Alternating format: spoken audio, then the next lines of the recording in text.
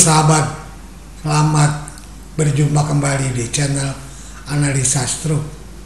Analisa yang berbasis pada pengalaman saya pulih stroke. Sahabat, pada pagi hari ini kita kedatangan tamu Mas Ali Murfi. Assalamualaikum Mas Ali Murfi. Waalaikumsalam warahmatullahi wabarakatuh. Kita sebetulnya jarang ketemu kita ya. Ya. Dan sebetulnya saya tidak begitu familiar dengan Mas Ali Murfi ya. Tapi Mas Ali Murfi waktu saya jalan dari Jogja Bandung tiba-tiba mentransfer sejumlah uang kepada saya. Saya sangat terharu dan kebetulan pada waktu acara pernikahan saya beliau hadir. Dan tanpa saya sadari saya meneteskan air mata. Karena saya pikir orang ini kok tidak kenal sama saya. Tiba-tiba mengirimkan, mensupport saya ketika saya jalan Jogja Bandung. Baik, Assalamualaikum Bang Ali Murfi. Waalaikumsalam warahmatullahi wabarakatuh. Jadi Mas Ali ini tinggal di mana, Mas? Saya tinggal di Wisma Asri, Pak, Bekasi Utara. Bekasi Utara ya? Bekasi Utara, ya. Nggak jauh dari sini ya? Ya, nggak jauh, Pak. Berapa? 15 menit naik motor? Ya, ada setengah jam lah. Setengah jam ya? Ya, setengah jam. Mas Ali, saya mau tanya nih, bagaimana Mas Ali mengenal saya? Coba kira-kira bisa nggak dijelaskan? Oh iya, Pak. Saya tuh mengenal Pak Komar itu sekitar tahun 2019 ya, ketika Bapak akan mengadakan jalan kaki Bandung-Jakarta. Bandung-Jakarta ya? Ya, itu saya tahu di Facebook. Dalam rangka Hari Stroke Sedunia. Betul. Saya kan kena stroke 2018. Oke. Sehingga waktu-waktu itu adalah pencarian saya, keingintahuan saya tentang stroke. Sehingga macam-macam saya baca, termasuk YouTube Pak Komar. Iya. Dan sorry, bukan YouTube, Facebook. Facebook ya? Facebook ya, belum YouTube. Waktu ya. itu saya belum jadi bikin YouTube sebelum saya. Belum, masih Facebook. Facebook Bapak kan ada yang mengenai jalan kaki, rencana jalan kaki Bandung Jakarta. Saya ikutin, Pak. Saya ikutin. Kenapa sampai timbul pertanyaan dalam hati saya, kenapa seorang yang pernah menderita stroke berani untuk jalan kaki Bandung Jakarta, sedangkan ketika saya waktu itu jalan pun masih belum kuat, Pak. Belum kuat jauh. Iya. Paling beberapa ratus meter. Ini sudah ada yang sanggup Bandung Jakarta. Keingintahuan saya itu sangat kuat jadinya, sehingga ikutin terus, Bapak. Di Facebook ya? Di Facebook. Saya sendiri lupa itu. Ya, mungkin karena Bapak followernya udah banyak. Iya. Ya, saya kan ikuti terus aja. Yang penting bagi saya knowledge-nya bisa saya serap. Okay. Ya kan. Salah satunya yang paling penting saya serap itu adalah bagaimana Bapak memperkenalkan satu, semangat yang tinggi ya. Kedua, latihan fisik dengan pola yang berulang. Oh ya, pengulangan gerakan. Ya, misalnya tangan harus gerakan berulang. Jalan kaki yang jauh. Itu menguatkan otot, mengembalikan saraf, menghidupkan saraf kan kata Bapak. Itu saya ikutin, Pak. Sehingga ya yang saya rasakan endurance-nya tuh, ketahanannya bertambah dari sekian ratus meter jadi 1 kilo, jadi 2 kilo, bertambah terus. Walaupun saya belum seperti Bapak sampai jauh begitu. Itu perlu waktu dan perlu waktu yang longgar memang. Benar.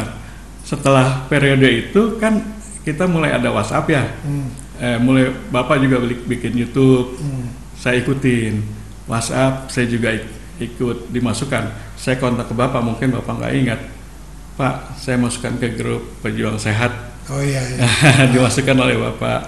Saya mulai bertambah teman yang sesama stroke, bertambah pengetahuan juga, pengalaman dari rekan-rekan di grup itu. Kemudian terakhir ada di Kresna, yang komunitas holistik untuk penyembuhan stroke. Saya dimasukkan juga oleh rekan kita Mas Andreas, sehingga bertambah banyaklah pengetahuan yang saya dapat gitu untuk lebih memahami struktur apa. Terus mungkin saya juga bisa membantu kalau berdiskusi dengan teman-teman yang masih sehat, janganlah begini, jangan gitu, memberi warning Pak, supaya jangan sampai terkena. Iya. Gitu. Terus Mas Ali dulu bagaimana terkenanya itu? Oh ya, waktu itu saya masih bekerja ya Pak. Saya masih bekerja di General Electric. Kemungkinan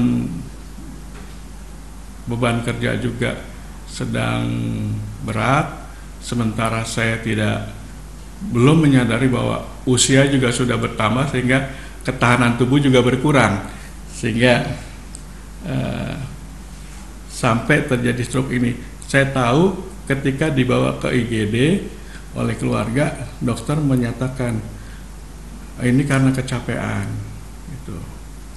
Tapi saya lupa berapa waktu itu tensinya, berapa mungkin gula darahnya, saya lupa pada saat itu informasi. Iya, seharusnya. Tapi kalau dibuka catatan mungkin masih ada ya. Nah, cuman dokter bilang ini karena kelelahan yang sudah parah, sementara tubuh tidak bisa mengakomodasi lagi, sehingga terjadilah stroke. Mungkin beban pikiran juga ada waktu itu. Beban pikiran saya kira sih enggak Pak. Seingat saya tidak. Jadi betul-betul fisik, masalah fisik. Seperti misalnya mungkin pikiran pekerjaan atau apa? Pikiran pekerjaan pasti Pak ya. Tapi saya punya kebiasaan kalau ada masalah di pekerjaan cukup di tempat bekerja aja. Begitu sampai rumah saya nggak pernah nggak pernah bawa. Jadi kalau saya pulang ke rumah itu saya udah siap. Wah, saya mau ketemu keluarga. Saya udah siapkan dengan kesenangan gitu Pak, gembira. Ya sudahlah, pekerjaan besok lagi. Gitu. Jadi capeknya model apa waktu sampai capek? Fisik Pak. Jadi gimana kira-kira? Saya kan mengendarai sepeda motor. Ke tempat pekerjaan. Tempat bekerja, berangkat pulang. Berapa jauh? Sekali jarak itu 40 kilo. 40 kilo sekali perjalanan. Iya. Pulang balik 80 kilo. Betul. Kemudian sering pulang malam. Jam 10, jam 11. Sampai rumah atau? Saya baru pulang Pak. Baru pulang? Ya. Berarti sampai rumah jam 12? Jam 12, kadang-kadang kalau udah kayak ya paling enggak jam 12 lah, jam 11 tuh bagus gitu ya. Paling cepat. Jadi, kemudian tidurnya? Tidur kurang. Tidur, subuh udah bangun lagi. Bangun berangkat lagi. Tidur siang nggak pernah? Nggak pernah. Okay. Makan sering telat, makan siang sering telat, sehingga kan kadang-kadang saya minta tolong OB, tolong belikan makan siang. Karena berbagai acara, kerjaan, meeting segala macam, baru jam 5 saya makan. Iya. Dalam hati sih menyadari Pak, salah ini. Tapi ya kondisinya seperti itu. Jadi kecapean, dan puncaknya ketika terjadi gimana ceritanya? Puncaknya ketika terjadi pagi saya biasa gitu ya di kantor, mulai merasakan fisik itu nggak enak Pak. Waktu datang ke kantor? Iya, mulai datang ke kantor tuh pagi sampai sekitar jam 9 tuh udah mulai nggak enak. Nggak enak tuh bukan seperti flu gitu ya, tapi panas, terus nggak jelas, melemah juga badan yang kanan. Iya. Tapi saya belum menyadari itu stroke. Apa pikiran Mas? Saya belum berpikir apa-apa, kena ini aja nih, mungkin masuk angin aja atau flu aja. Tapi kok tidak seperti flu biasa ya, pilek atau apa. Udah saya pulang aja, saya mungkin perlu tidur. Pulang. Naik motor? Masih naik motor Pak. Okay. Pulang sekitar ya siang gitu, di rumah langsung saya istirahat ya, saya mau tidur gitu. Tapi nggak bisa tidur. Terus makin melemah juga. Istri itu yang pertama curiga. Akhirnya udah, kita nggak tahu apa-apa nih tentang keadaan ini, ke rumah sakit aja, ke IGD. Nah, disitulah cepat ditangani. Ketahuan bahwa itu stroke? Iya, oleh dokter didiagnosa itu stroke. Apa jenisnya? Penyumbatan atau? Penyumbatan Pak. Penyumbatan ya, di otak sebelah kanan. Otak sebelah kiri karena yang kanan kan. Karena dia silang gitu. Berapa lama di rumah sakit? Di rumah sakit saya 17 hari, Pak. 17 hari ya. Ketika hari pertama dia diagnosa stroke, boleh dirawat. 3 hari kemudian saya merasakan hal yang mirip dengan waktu hari pertama itu, tapi bagian kiri 3 hari setelah mulai dirawat itu di rumah sakit. Ya. Jadi yang kiri terserang seperti yang kanan. Betul.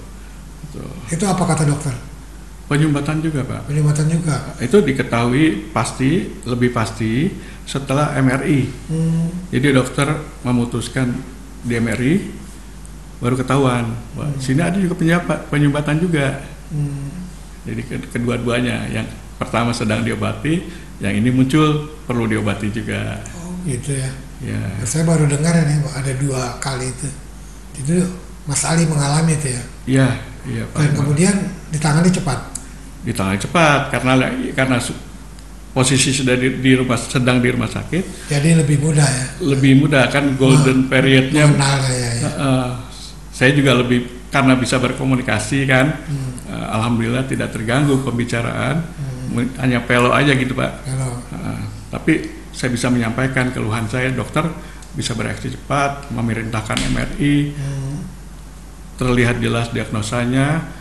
Ada yang ini yang kemarin yang kiri penyumbatan yang pertama, yang kedua yang kanan, tambah ada brain atrophy di belakang, otaknya mengecil gitu, Pak. Itu otak mengecil kenapa itu? Menurut dokter itu biasanya hal yang alamiah terjadi pada orang yang berusia lanjut sebenarnya. Oh gitu. Iya kan ada sebabnya tentu kan? Iya. Itu sebabnya kelelahan, Pak. Oh kelelahan. Ya. Jadi kalau orang tua juga kalau kelelahan dia bisa menciut ya? Bisa. Otak ya? Iya. Bukan pembuluh darah otak nih, otak? Bukan, otaknya. Oh gitu ya? Massa otaknya. Iya. Sehingga saya lihat di foto ronsen itu, yang belakang itu seperti ada rongga gitu, dia di tengah. Oh gitu. Kan kalau di ronsen kelihatannya. Jadi, memang umur berapa waktu itu, Mas Ali? Waktu umur 55, Pak. 55 ya? Iya. Padahal tidak terlalu tua banget ya? Betul, saya masih bekerja menjelang pensiun. Iya, menjelang pensiun. Artinya produktivitas masih tinggi itu. Masih. Karena saya merasakan itu tinggi waktu itu. Iya, Pak. Masih bisa lah, merasa masih bisa kerja gitu. Oh gitu ya. Jadi itu mah kasus khusus aja tuh ya? Iya. Kayak kasus khusus, bukannya terkait stroke, bukan. Dan juga tidak terpengaruh terhadap stroke pengecilan itu. Iya, tidak, Pak. Tidak. Ya? Dia memang menyusut karena faktor kelelahan. Kelelahan ya. Memang saya dengar juga dari dokter ya, entah perlu konfirmasi berikut. Kalau kita stres dan bersamaan itu kelelahan, pembuluh darah otak kita katanya menciut. Nah ini perlu konfirmasi berikutnya apa benar atau tidak. Betul. Secara medis yang benarnya itu gimana? Gitu ya. Tapi saya pernah dengar itu. Jadi kalau kita dalam keadaan stres, kemudian dalam keadaan bersamaan lelah, itu pembuluh darah otak kita menciut. Dan ketika kita stres juga tekanan darah tinggi diastolik kita meningkat secara tajam, naik tiba-tiba. Nah itu yang mungkin naik tiba-tiba, kemudian pembuluh darah menciut, terjadilah itu stroke mungkin ya, kita nggak tahu ya. Mungkin perlu pengkajian dari yang berkompeten ya. Ya betul, Pak. Nah, kita kan yang merasakan aja ya. Tapi kajian secara medis ilmiahnya kan kita nggak tahu ya. Dokter yang lebih tahu. Jadi Mas Ali ini satu alumni rupanya sama saya. Betul, Pak. di Unpad ya. Saya di Universitas Pajajaran, jurusan hubungan internasional di FISIP. FISIP ya. Dan waktu itu juga kampusnya masih di Patiukur. Di Patiukur ya. Sebelum pindah ke Jatinangor.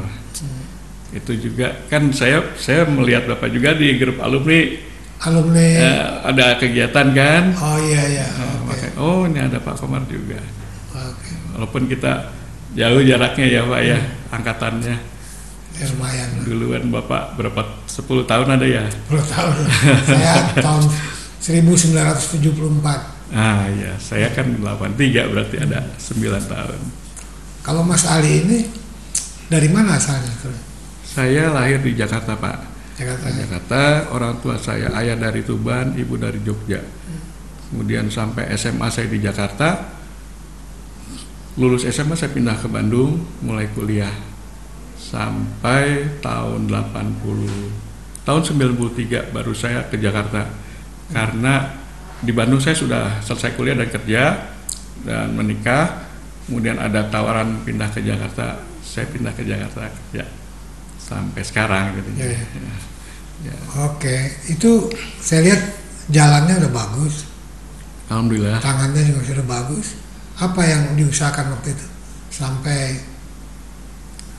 bisa ya artinya mencapai seperti sekarang ini? Iya. Saya percaya kalau stroke itu setelah keluar dari seperti mungkin sama dengan keyakinan Bapak ya. Pernah saya dengar dari Bapak juga. Stroke itu setelah keluar dari rumah sakit, dokter menyatakan sudah sembuh. Ya betul. Tapi efeknya itu akan personal. Masing-masing akan berbeda cara menghadapinya, cara menjemput kesembuhannya. Kalau saya karena percaya dokter udah bilang sembuh, saya harus perbaiki fisik, Pak. Olahraga terutama, olahraganya tentunya udah tidak seperti dulu lagi. Paling banyak jalan kaki. Tapi sebelum itu yang saya lakukan adalah membuat target-target kecil yang bisa saya capai sendiri dengan ukuran saya sendiri untuk menambah daya tahan, menambah kekuatan tubuh, mencapai kesembuhan. Misalnya gini Pak, pulang dari rumah sakit saya kan nggak bisa apa-apa, terbaring aja di rumah. Berapa lama? Itu ada 4 bulan. 4 bulan berbaring? Iya, baring aja. Target pertama saya mungkin cuma sederhana, bisa berguling, berguling kiri kanan gitu. Itu gimana tuh, inspirasi itu gimana? Maksudnya sampai terpikir bisa berguling saja gitu? Iya, saya berpikir saya pengen sembuh lagi, tapi sembuh itu tidak bisa instan. Toh kan? Ya artinya Mas Ali sudah menyadari itu. Betul. Menyadari waktu itu ya, bahwa harus bangkit. Harus semangat Pak. Karena tidak ada lagi yang orang lain bisa lakukan selain diri kita sendiri untuk menyemangati. Kita sendiri yang harus membangun semangat kita. Keluarga itu atau dokter atau teman hanya bisa memberi nasihat. Mereka kan juga tidak mengalami ya. Tentunya nasihat dengan batas masing-masing kemampuannya. Tapi yang harus kita bangun sendiri adalah semangat kita. Terus bagaimana tuh cerita, coba bisa cerita nggak dari mulai? Target saya pertama mungkin berguling, kemudian setelah bisa berguling saya merangkak, saya harus bisa mencapai sofa itu. Berapa lama itu kira-kira? Bisa diingat nggak? Semingguan Pak. Semingguan sampai? Bisa, saya merangkak. Terus dari merangkak udah mencapai, saya harus bisa naik ke tempat duduk, ke sofa itu. Duduk itu berat Pak, karena rasanya saya tulang belakang ini lemah sekali. Kan ada yang pernah mengatakan kalau habis stroke itu seperti bayi ya, lemah. Jadi jatuh gitu, sering jatuh. Kalau nggak nyender, sering rawan jatuh ke samping gitu. Jadi Mas Ali paksakan itu? Iya. Karena punya keinginan. Saya punya keinginan. Terus bisa duduk, bisa sholat sambil duduk, bisa mulai berdiri, bisa jalan. Satu lagi Pak, yang paling membuat saya termotivasi adalah, saya kan dulu senang naik motor ya. Naik motor? Ya, naik motor. Oh iya, saya lihat tuh motornya itu gede tuh. Iya, saya penggemar motor besar juga. Motor itu saya liatin aja Pak. Oh iya. Saya sekarang nggak bisa naik motor itu, nggak bisa riding. Suatu saat saya harus bisa naik motor itu lagi. Itu motivasi saya. Iya, itu kan hanya diri kita sendiri Pak, orang lain kan nggak bisa merasakan. Iya. Udah, terus saja latihan, mulai bisa jalan di sekitar rumah, mulai bisa keluar rumah, di sekitar rumah, tambah jauh. Akhirnya saya memberanikan diri naik motor, Matic,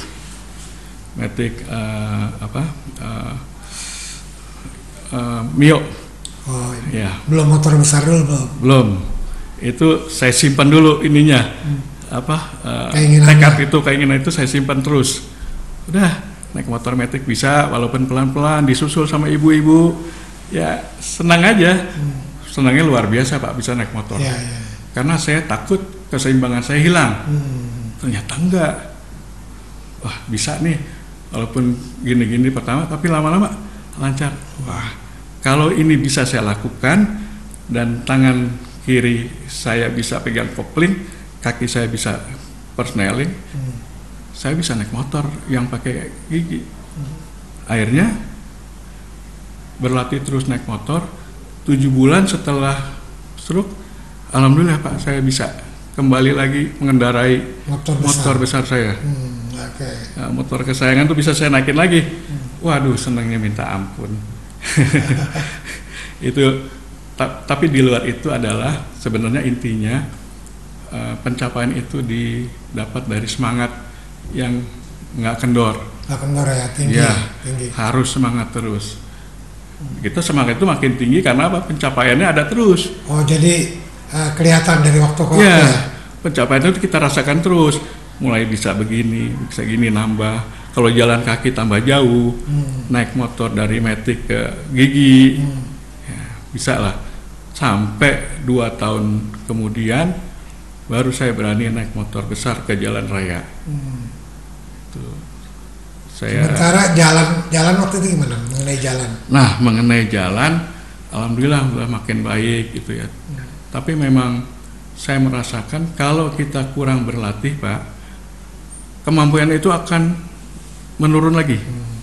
Jadi memang harus konsisten berlatih. Kalau dulu saya ya Mas Ali ya, ketika saya sudah bisa jalan, tapi masih berat, masih diseret, saya jalan setiap hari.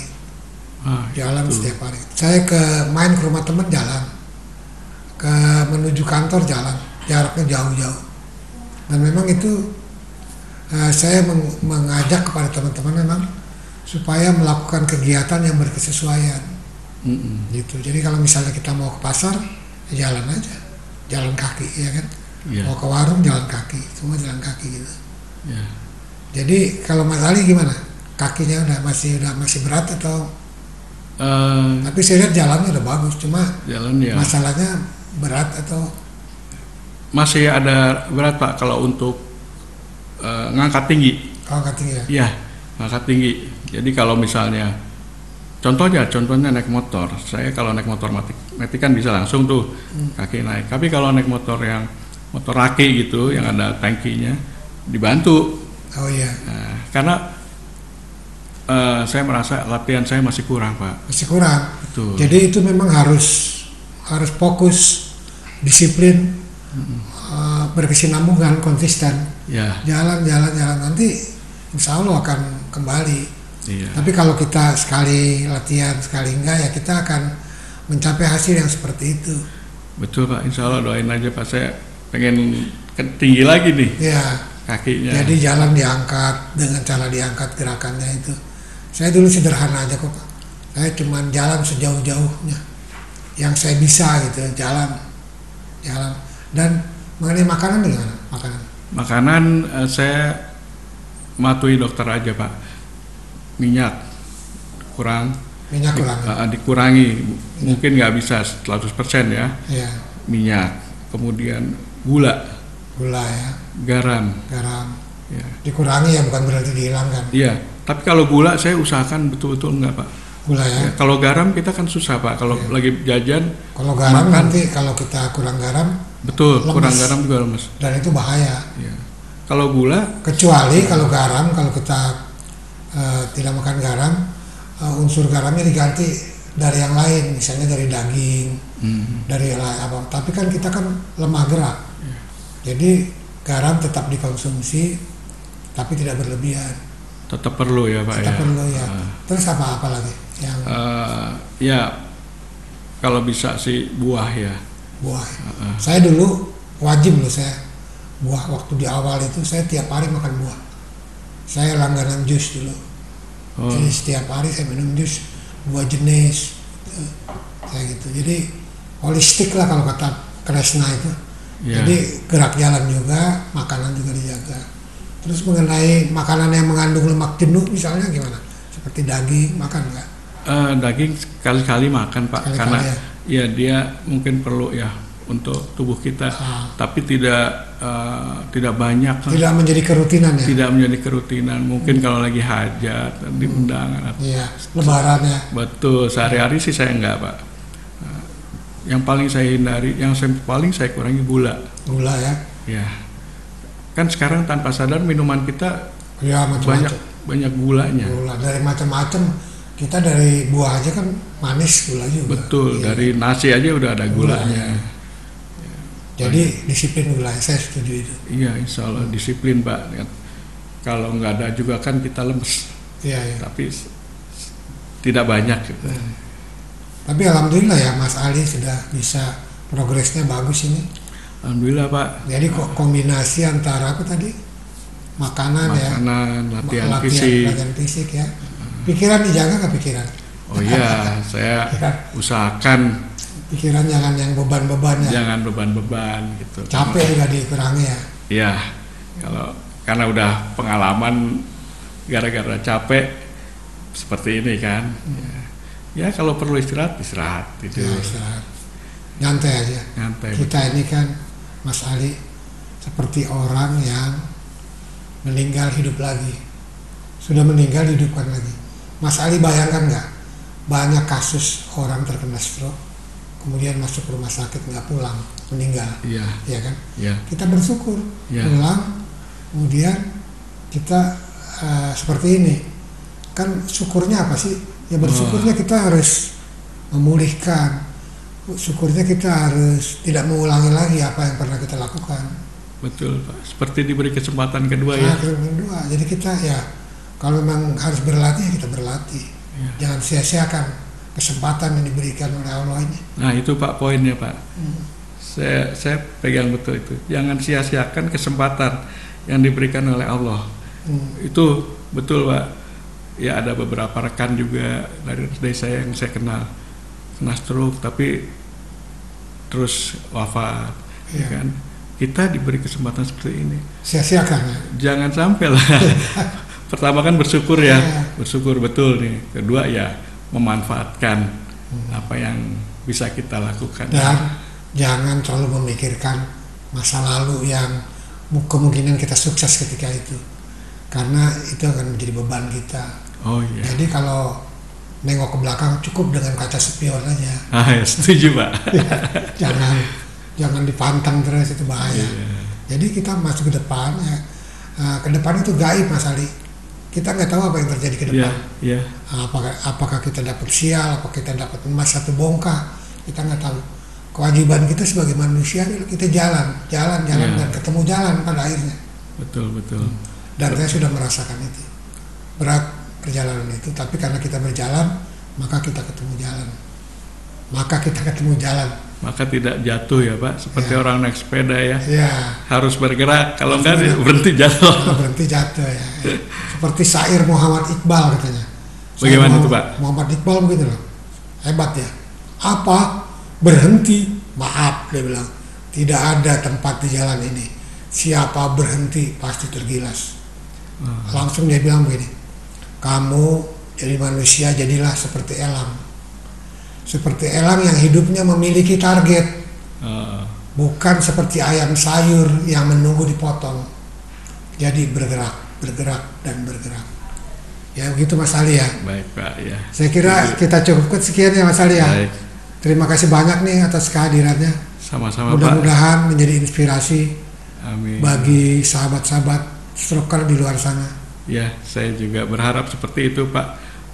Minimal paling enggak peliharalah semangat, jangan sampai tidak bersemangat, karena siapa lagi yang mau membangun kesembuhan buat kita sendiri kalau bukan diri kita. Iya.